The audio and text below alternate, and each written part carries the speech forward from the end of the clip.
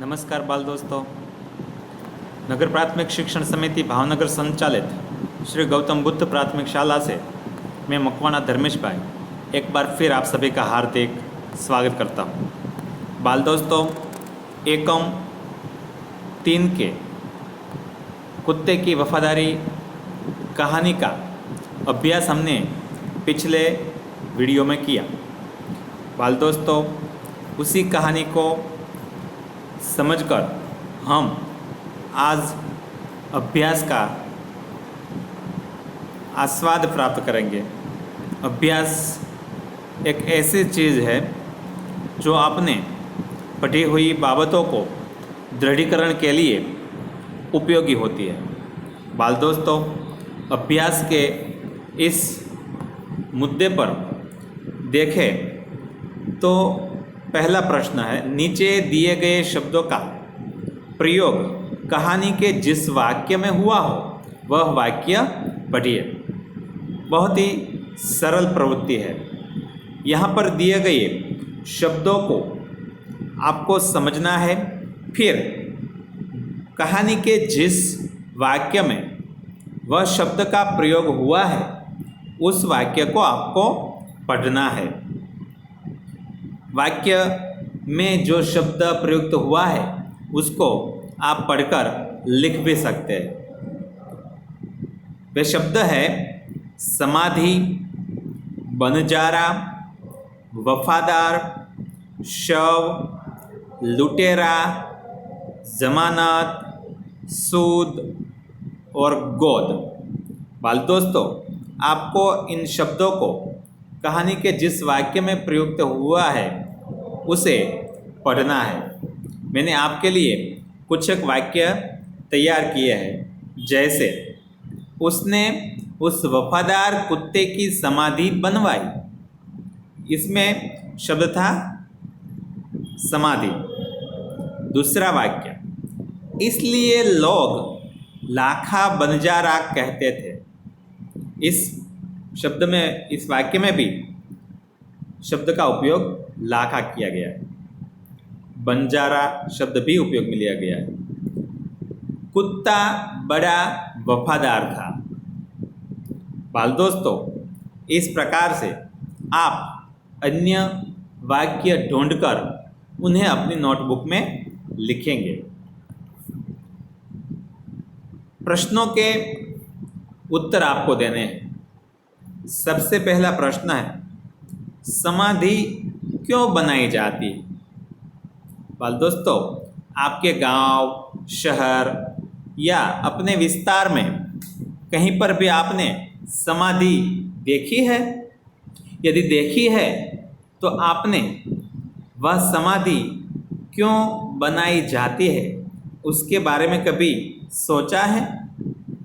सोचिए कि आखिर समाधि क्यों बनाई जाती है।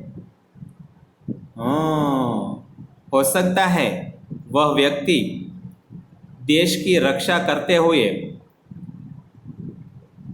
वीरगति को प्राप्त हुआ हो सकता है उस व्यक्ति ने किसी की जान बचाने के लिए अपनी जान न्योछावर की हो। इस प्रकार हम कह सकते हैं कि समाधि किसी व्यक्ति विशेष की पीछे मृत्यु के बाद बनाई जाती है।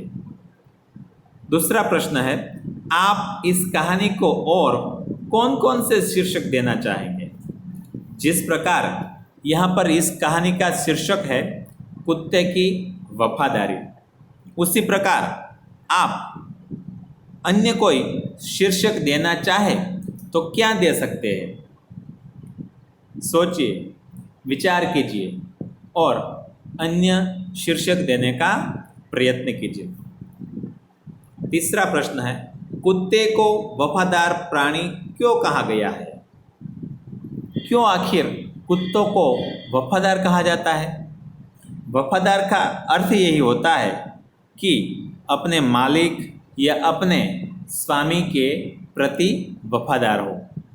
तो आखिर कुत्तों को वफादार क्यों कहा जाता है? हमने पुलिस वालों के पास, मिलिट्री वालों के पास या बहुत सारे सुरक्षा कर्मियों के पास कुत्ते देखे हैं। हम घर में भी कुत्तों को पालते हैं। हमारे मोहल्ले में, हमारे विस्तार में भी कुत्ते पाले जाते हैं। क्यों कुत्तों को ही वफादार कहा गया है? सोचिए, विचार कीजिए और लिखने का प्रयत्न कीजिए। चौथा प्रश्न है, बंजारे ने कुत्ते को आते देख कुछ सोचा होता तो क्या होता? यदि बंजारा अपने आते हुए कुत्ते को मारने से पहले एक बार सोचता, एक बार विचार करता, तो परिणाम क्या आता? ठीक उसी प्रकार किसी भी कार्य करने से पहले हमें एक बार सोच लेना चाहिए। यहाँ पर भी यदि बंजारा एक बार सोचता, विचार करता और फिर अपने कुत्ते को पास आकर कुछ करता तो शायद उसका कुत्ता बच जाता। पांचवा प्रश्न है, सेठ ने कुत्ते को क्यों मुक्त कर दिया? ये तो बहुत आसान सा सवाल है। सेठ ने कुत्ते को क्यों मुक्त कर दिया? सोचिए, विचारिए। हाँ, आप जानते ही हैं कि सेठ ने कुत्ते को क्यों मुक्त कर दिया। क्योंकि कुत्ते ने सेठ की चुराई हुई धन दौलत को वापस लुटेरों से बचा लिया था और अपनी धन दौलत को लूटने से बचा लिया। इसलिए सेठ ने कुत्ते को मुक्त कर दिया। बाल दोस्तों, शब्दकोश की समझ हम बार बार वीडियो में प्राप्त करते हैं। वर्णमाला यानी कि हिंदी की अ, आ, ई, क, ख, ग से जो शुरुआत होती है उसे हम हिंदी की वर्णमाला कहते हैं। तो उन वर्णमाला की समझ हमें पहले से ही है, लेकिन यदि यहाँ पर दिए गए शब्दों को आपको शब्दकोश के क्रम में रखना हो तो आप किस प्रकार रखेंगे? शब्दकोश के क्रम में रखने से पहले हमें उन शब्दों के पहले अक्षर को देखना चाहिए। यदि वह अक्षर स्वर है, यानी कि अ, आ, ई, उ में से कोई एक है, तो वह शब्दों के क्रम में सबसे पहले आएगा। उसके बाद हमें यह देखना है कि वह शब्द का पहला अक्षर कोई व्यंजन है, यानी कि क, ख, ग, घ है, तो वह स्वरों के बाद में आएगा। तो यहाँ पर भी आपको एक प्रवृत्ति करनी है कि दिए गए शब्दों को शब्दकोश के क्रम में रखना है। देखते हैं, शब्द है सुंदर, वापस, वफादार, इसलिए, आश्चर्य और लुटेरा। बाल दोस्तों, मैंने आपको जो बात कही वो आपको ध्यान से सुननी है कि शब्द का पहला अक्षर यदि स्वर है तो वह सभी के क्रम में पहले आएंगे। उसके बाद व्यंजन वाले शब्द की यादी आप बनाएंगे। चलिए प्रयत्न कीजिए और इन शब्दों को शब्दकोश के क्रम में रखने का प्रयत्न करें।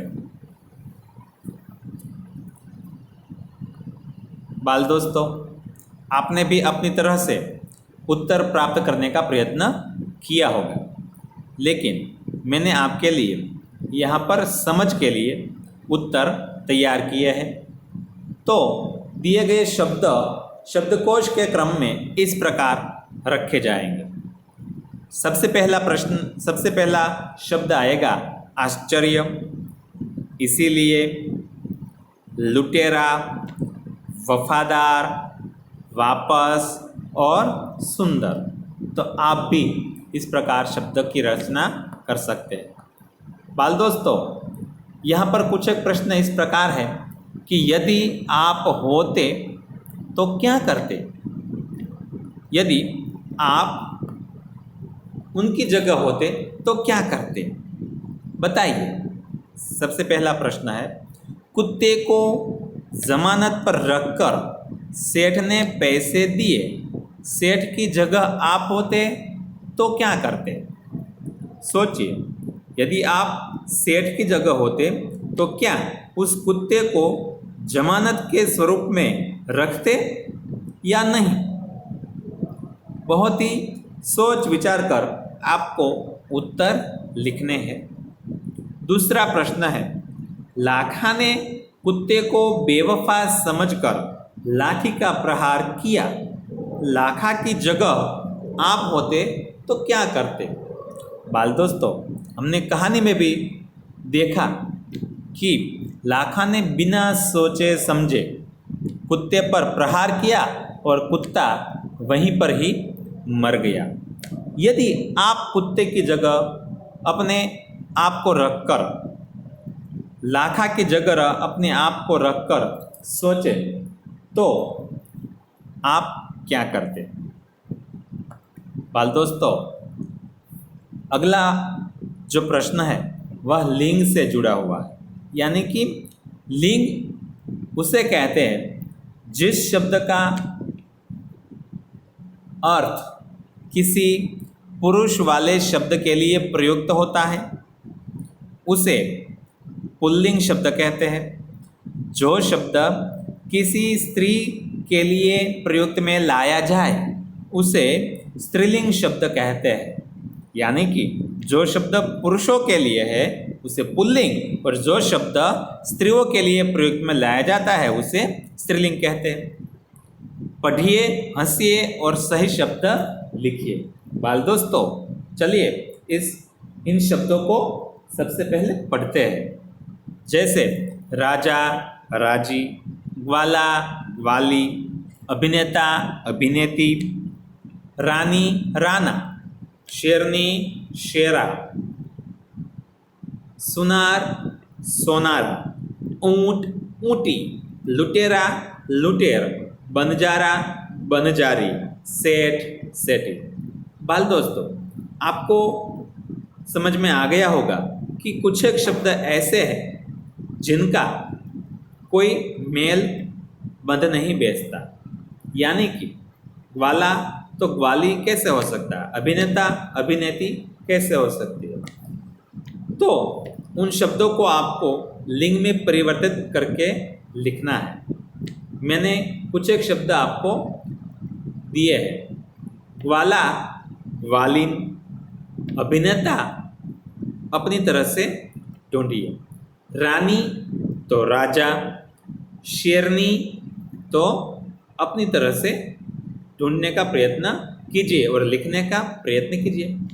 दूसरे विभाग में सुनार, सुनारिन तो ऊंट, लुटेरा, शेरनी। तो इस प्रकार आप अलग अलग शब्दों को लिखकर उनकी लिंग परिवर्तन कर सकते हैं। बाल दोस्तों, आज इतना ही। अगली वीडियो में एक बार फिर हम सब मिलेंगे और स्वाध्याय का अभ्यास करेंगे। धन्यवाद।